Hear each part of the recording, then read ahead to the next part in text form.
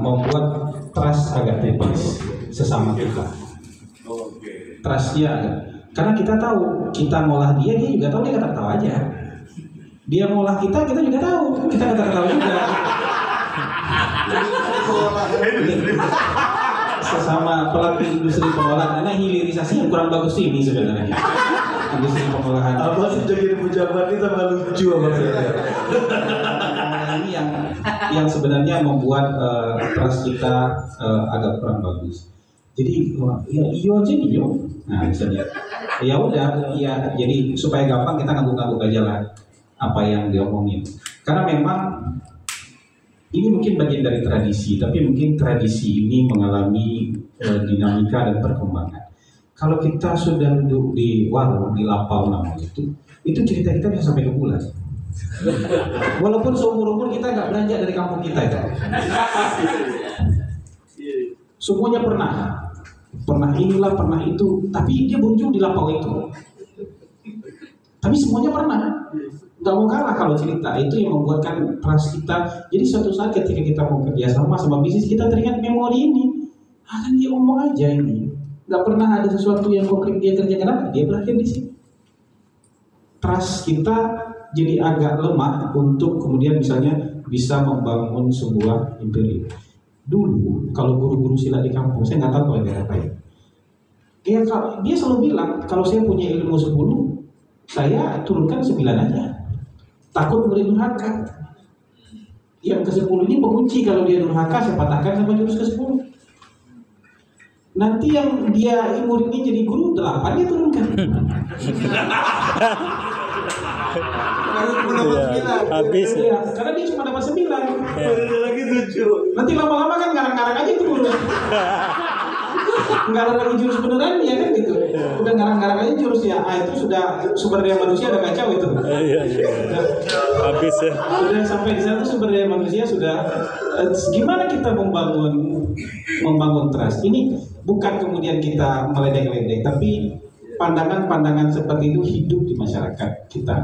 Dan sampai ini pendapat-pendapat seperti itu masih dibicarakan. Kalau masih dibicarakan masih ada di dalam pikiran. Padahal kalau kita mau jujur, kita buat orang-orang yang kemudian mau serius menyeleksi orang itu, ternyata kita juga secara tidak sengaja itu digiring ke orang-orang yang punya karakter mirip dengan kita, atau punya latar belakang mirip dengan tidak sengaja. Saya punya 3 staf khusus sekarang nggak sengaja 3-3-nya punya darah Minang. Satu memang Minang asli yang memang saya bawa, satu campuran Madura Minang, satu Aceh Minang.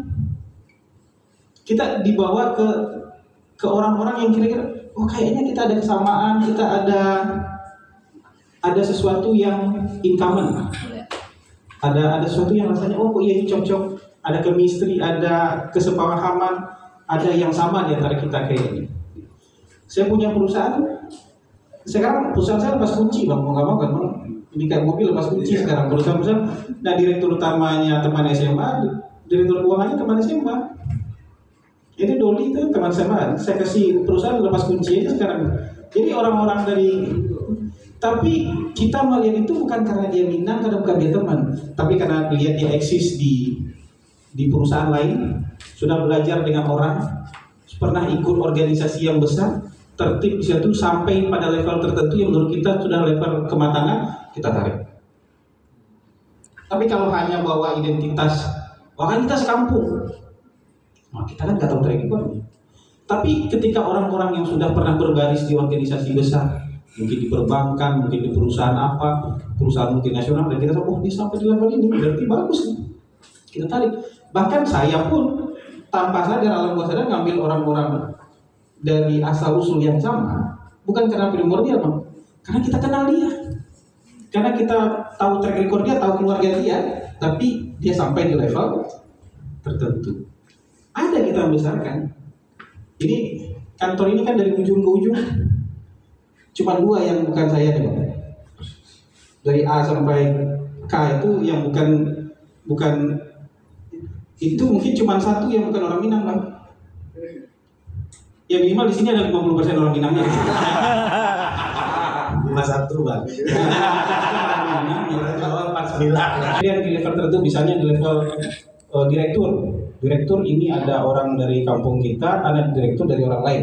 Itu mau nggak mau perasaan kita ke bawah ke sana aja. Tapi yang ini satu direktur dari kampung dari daerah lain, yang satu orang kampung kita bukan siapa-siapa, ya kita ambil orang kampung lain itu. Orang dari daerah lain ini penilaian objektif aja. Nah kayak gitu. Bahkan banyak yang kadang-kadang kita nggak tahu solusinya setelah kita dekat, oh iya ternyata orang ini dan dia sudah menjadi bagian dari itu. Dan nah yang perlu lagi itu terakhir mungkin soal kelapangan hati untuk saling membesarkan. Ini mindset. Karena saking egaliternya kita ngerasa tokoh semua. Tadi yang disebut abang Doni tadi, nampak dia gubernur yang datang ke Indonesia. Itu jadi transparansi. Tuh lu lihat tuh gubernur yang datang sama gua nggak ada kok, berdiri aja nggak ada, salaman aja nggak gua tengok dia. Kalau udah prestasi gua dia prestasi yang kalau dikalkulasi malu kita mengkalkulasi prestasi yang kayak gitu. Tapi ya itu ada, itu hidup. Jadi buat saya ada kelapangan hati kita untuk membesarkan juga orang-orang yang layak untuk besar. Buat saya didorong aja, orang-orang yang memang layak untuk besar kita dorong. Kita sebarkan cerita baik untuk dia, kalau perlu kita promosi. Ini bukan soal KKN, karena ada prestasinya. Dan kita tahu lah, kalau sekampung kan minimal kita tahu kakeknya, kita tahu keluarganya. Kalau kenapa, kita bisa jadi garantor itu bisa. Jadi karena kita tahu keluarganya. Gitu. Nah, membesarkan itu kan juga butuh jiwa besar. Kenapa? Ketika kita membesarkan orang, berarti ada bagian yang nggak kita ambil.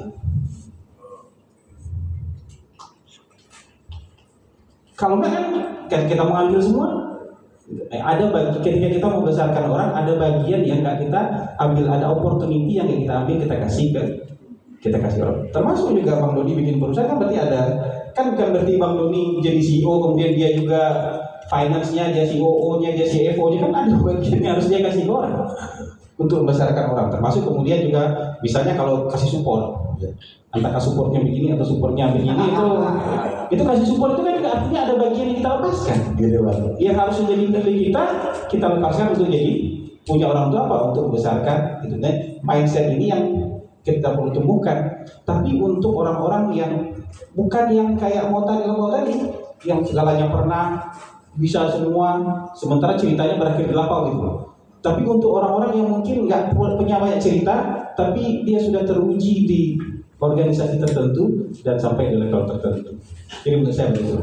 Kenapa saya jadi promotor Bang Hasan untuk sampai di puncak, Jenderal Hasan untuk sampai di puncak, karena sudah teruji. Bukan hanya karena di kampung kita, tapi beliau sudah teruji berada di sebuah barisan besar sampai di level yang sangat tinggi, dan buat kita harus jadi role model. Enggak banyak orang Sumatera Barat sampai di level beliau, enggak banyak. Yang sampai di level kayak saya ini banyak, tapi yang sampai di level beliau itu enggak banyak, Cuma dua. Nah, gitu. Jenderal ini termasuk industri pengolahan juga. Wah, mulai main-main. Tapi Bang Hasan ini tipe yang mana Bang?